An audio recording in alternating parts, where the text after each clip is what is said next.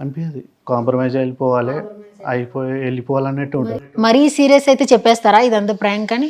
చెప్పేస్తాం. మాకు ఇంకోటి అలవాటు ఏంటిది చెప్పాలా, ఇది మాకు ఈ కమ్యూనికేషన్ తొందర అవుతుంది. అంటే ప్రాంక్ కన్నా ముందు మీ ఛానల్ స్టార్ట్ అయ్యే ముందుకు ఎవరైనా దగ్గరికి వెళ్ళి ఈ కోపం తెప్పియడం, మళ్ళీ కూల్ చేయడం, ఇవన్నీ మాకు అలవాటే ముందు. ఎలా అంటే మాకు ఇది చిన్నప్పటి నుంచి మేము పెరిగిన కల్చరు, వాతావరణం, ఇదంతా పెరిగిన విధానం అట్లాంటిది. ఓకే ఓకే, లైఫ్ లో కూడా చాలా ప్రాంక్స్ చేసి కాంప్రమైజ్లు చేశారు. రైట్ అది. సో అట్లా మనకు ఇది ఈజీగా అనిపించింది.